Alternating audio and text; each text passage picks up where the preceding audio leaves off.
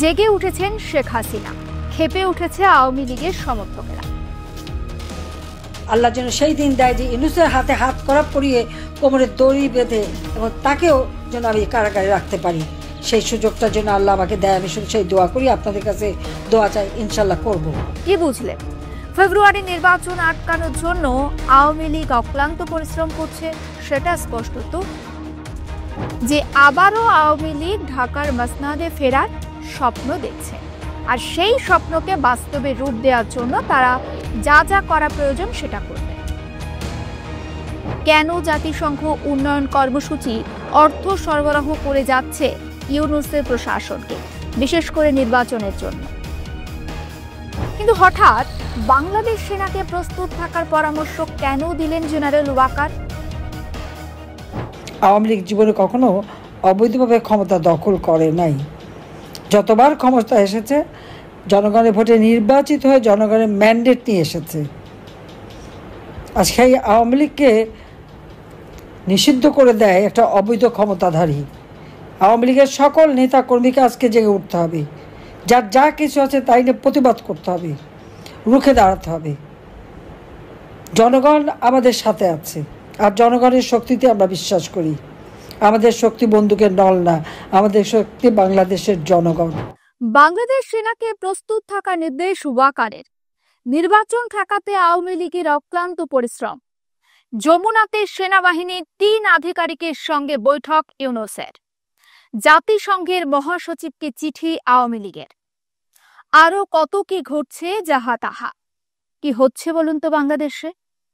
নির্বাচনের আগে একেবারে ঘেটে ঘ পদ্মা পার। হঠাৎ করে কেন ঘেটে ঘ বলছি, চলুন আস্তে আস্তে বিস্তারিতভাবে আলোচনা করা যাক। জেগে উঠেছেন শেখ হাসিনা, খেপে উঠেছে আওয়ামী লীগের সমর্থকেরা। এতদিন সেফ অডিওর মাধ্যমে দলের সমর্থকদের বার্তা দিচ্ছিলেন সুপ্রিমো, আর এবার একেবারে সামনাসামনি বার্তা, লড়াইয়ের হুঁশিয়ারি। সম্প্রতি বেশ কয়েকটি আন্তর্জাতিক সংবাদ মাধ্যমে সাক্ষাৎকার দিয়েছেন মুজিব কন্যা। সেই সাক্ষাৎকারে তিনি একেবারে স্পষ্টভাবে পরিষ্কার করে বলেছেন, আওয়ামী লীগের অংশগ্রহণ ছাড়া ফেব্রুয়ারিতে বাংলাদেশে নির্বাচন হলে সেই নির্বাচনের গ্রহণযোগ্যতা নিয়ে প্রশ্ন থাকবে। কারণ আওয়ামী লীগ নির্বাচনে অংশ না নিলে এই দলের সমর্থক কোটি কোটি ভোটার ভোট দেয়া থেকে বিরত থাকবে। হাসিনার স্পষ্ট বক্তব্য, তিনি তার সমর্থকদের অন্য কোনো দলে ভোট দেওয়ার জন্য বলতে পারেন না। তাছাড়া তার দলের সমর্থকরা অন্য দলে ভোটও দেবেন না, এটা তার বিশ্বাস। ফলে ভোট গণ বয়কট হবে বাংলাদেশে, আর এই গণ বয়কটের মুখে গ্রহণযোগ্যতা হারাবে নির্বাচন। ফলে যে সমস্ত ব্যক্তি ফেব্রুয়ারি নির্বাচনে লড়াই করে জয়ী হবেন তারও বা কোনো বৈধতা থাকবে না, বা তারাও কোনো বৈধতা পাবেন না। কি বুঝলেন? ফেব্রুয়ারি নির্বাচন আটকানোর জন্য আওয়ামী লীগ অক্লান্ত পরিশ্রম করছে, সেটা স্পষ্ট তো। তারা সেটা করে যাবেও, কারণ আওয়ামী লীগের মতো যদি কোনো প্রাচীন দল নির্বাচনে লড়াই করতে না পারে তাহলে তারা তো নির্বাচন আটকানোর চেষ্টা করবে। এটাই তো স্বাভাবিক, এটাই প্রত্যাশিত। যদি তারা সেটা না করে হাত গুটিয়ে বসে থাকতো তাহলে বরং সেটা অস্বাভাবিক ছিল। হাসিনা যেমন সক্রিয় হচ্ছেন, তেমনি তার দলের সমর্থকরাও সময়ের সাথে সাথে বেশ সক্রিয় হয়ে উঠছেন বাংলাদেশে। দেওয়ালে পিঠ থেকে গেলে একটা মরিয়া চেষ্টা যাকে বলে। আপনি কি জানেন জাতিসংঘের মহাসচিবকে চিঠি দিয়েছে হাসিনার দল? আওয়ামী লীগের সময়ের পররাষ্ট্রমন্ত্রী AK আব্দুল মামিন এই চিঠি লিখেছেন। সবথেকে আশ্চর্যের বিষয়, 23 বঙ্গবন্ধু অ্যাভিনিউ, ঢাকা, অর্থাৎ আওয়ামী লীগের সদর দপ্তরের প্যাড ব্যবহার করে এই চিঠি লেখা হয়েছে। তাহলে নিশ্চয়ই এটা বলে দেওয়ার দরকার নেই আপনাদের 2024 সালের 5ই অগস্টের পরে ওই দফতর বেদখল। শুধু আপনাদের বোঝার সুবিধার্থে আমি কথাটা বললাম যে আবারও আওয়ামী লীগ ঢাকার মসনাদে ফেরার স্বপ্ন দেখছে, আর সেই স্বপ্নকে বাস্তবে রূপ দেওয়ার জন্য তারা যা যা করা প্রয়োজন সেটা করবে। এবার আসি চিঠি প্রসঙ্গে।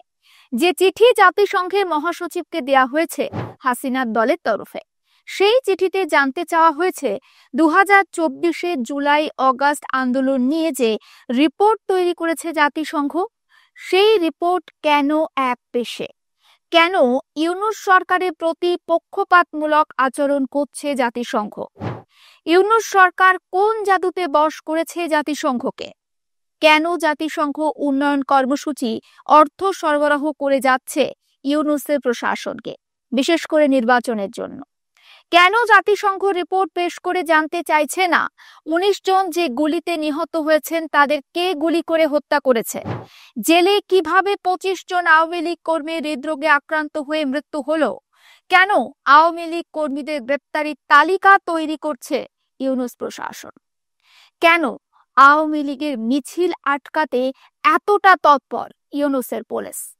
একাধিক এরকম প্রশ্ন তুলে উত্তর জানতে চাওয়া হয়েছে জাতিসংঘের মহাসচিবের কাছে। তিনি উত্তর দেবেন কিনা সেদিকে তো অবশ্য নজর রাখবো। অন্যদিকে শনিবার যমুনাতে একটি গুরুত্বপূর্ণ বৈঠক করেন ইউনূস। বৈঠকে উপস্থিত ছিলেন বাংলাদেশ সেনাবাহিনীর 3 জন প্রধান, অর্থাৎ সেনা প্রধান জেনারেল ওয়াকারুজ্জামান, নৌবাহিনী প্রধান মোহাম্মদ নাজমুল হাসান, বিমান বাহিনীর প্রধান এয়ার মার্শাল হাসান মাহমুদ খান।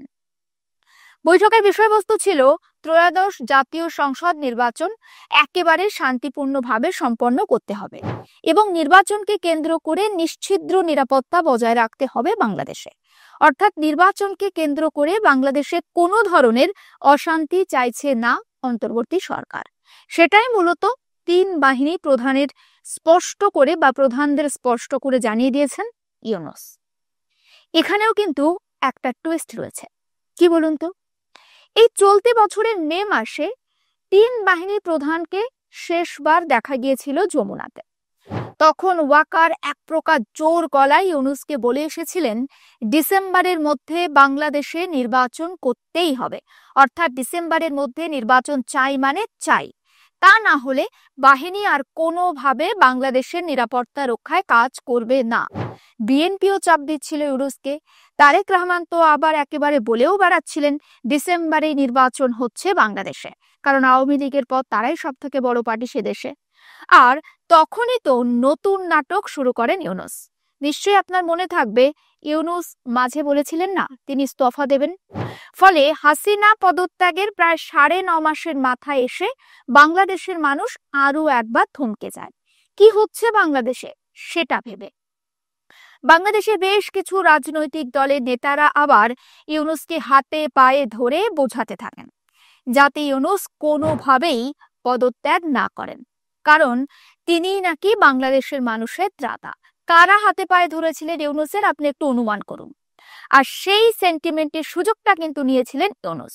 তিনি টুক করে লন্ডন চলে গিয়েছিলেন, ফিরে এসে বললেন এখনো সংস্কারের অনেক কাজ বাকি বাংলাদেশে, তাই নির্বাচন ডিসেম্বরে নয়, নির্বাচন হবে ফেব্রুয়ারি মাসে, অর্থাৎ 2 মাস পিছিয়ে দেন। আর ততদিনে নাকি সমস্ত সংস্কার একেবারে শেষ করে ফেলবেন ইউনূস বাংলাদেশে। হাম জনতাকে ভুলিয়ে ভালিয়ে যতদিন মসনদে টিকে থাকা যায় বা মসনদে বসা যায় আর কি। কিন্তু হঠাৎ বাংলাদেশ সেনাকে প্রস্তুত থাকার পরামর্শ কেন দিলেন জেনারেল ওয়াকার? সমস্ত ধরনের চ্যালেঞ্জ লড়ার জন্য প্রস্তুত থাকার নির্দেশই বা কেন দিচ্ছেন তিনি? কিছু কি আঁচ করছেন নাকি তিনি?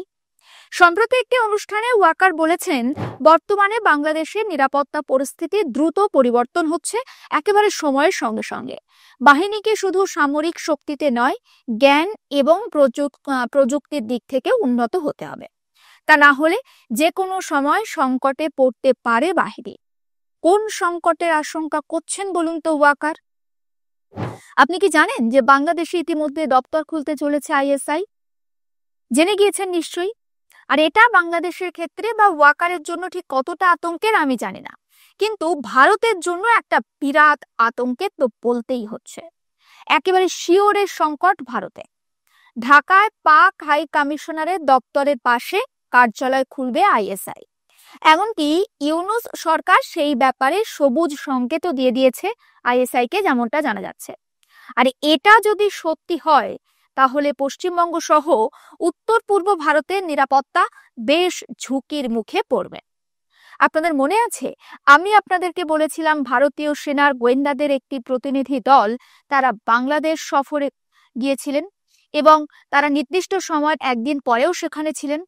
বাংলাদেশের লালমনিরহাট, ঠাকুরগাঁও, চট্টগ্রাম, কক্সবাজার গিয়েছিলেন তারা। আপনাদেরকে আমি এটাও বলেছিলাম ওয়াকারকে একটি ফাইল দিয়েছিলেন ভারতীয় গোয়েন্দারা, যে ফাইলে কি ছিল জানা যায়নি। কিন্তু ভারতীয় গোয়েন্দারা যখন বাংলাদেশে গিয়েছিলেন তাদের সঙ্গে ছিল বেশ কিছু স্যাটেলাইট ইমেজ। ওই স্যাটেলাইট ইমেজে ধরা পড়ে ভারত বাংলাদেশ সীমান্ত ঘেঁষে একাধিক জঙ্গি ঘাঁটি গড়ে উঠেছে, আর এর পিছনে মদত রয়েছে পাকিস্তানের। আর সেই স্যাটেলাইট ইমেজ ফাইলবন্দি করে ওয়াকারকে দিয়ে আসেন ভারতীয় গোয়েন্দারা, এমনকি সজাগও করে আসেন তাকে। তবে শুধু নয়াদিল্লি নয়, সাউথ ব্লকও ইতিমধ্যে ঢাকাকে সতর্ক করে জানিয়েছে দ্রুত তারা যেন সেই শিবির গুড়িয়ে ফেলেন। কি করবেন ওয়াকার এবং অন্তর্বর্তী সরকার সেটা তাদের বিষয়, তবে হাত গুটিয়ে বসে নেই নয়াদিল্লি। ভারতের পূর্ব এবং উত্তর পূর্ব অঞ্চলে মহড়ার জন্য নোটাম জারি করা হয়েছে। 6 দিনের জন্য নোটাম জারি করা হয়েছে। ভারতীয় সেনা চীন, ভুটান, মায়ানমার, বাংলাদেশের সীমান্তের কাছে একেবারে মহড়া চালাবে। 6ই নভেম্বর থেকে 15ই জানুয়ারি পর্যন্ত 6টি আলাদা আলাদা ডেটে ওই নোটাম জারি করা হয়েছে। ভারতের পশ্চিম প্রান্তে ইতিমধ্যে এই মহড়া শুরুও হয়ে গিয়েছে, অর্থাৎ পাক সীমান্তবর্তী এলাকাতেও একটা বড় প্রস্তুতি নিচ্ছে ভারত। নতুন করে কিসের ইঙ্গিত সেটা এখনো পর্যন্ত স্পষ্ট নয়। আর এই নোটাম জারি করে ভারত যে শুধু পাকিস্তানকে বার্তা দিচ্ছে তাই নয়, বাংলাদেশকেও বোঝাতে চাইছে সাবধান হয়ে যাও। বাংলাদেশ কি সাবধান হবে? ইউনূস কি ভারতের এই বার্তাতে কোনো রকম ভাবে কোনো পদক্ষেপ করবেন সে দেশের জঙ্গি ঘাঁটি নিশ্চিহ্ন করার জন্য? ওয়াকারই বা কি পদক্ষেপ করবেন? সবটা নিয়ে নজর থাকবে। আপনি অবশ্যই নজর রাখবেন আর প্লাস নিউজ ডিজিটাল।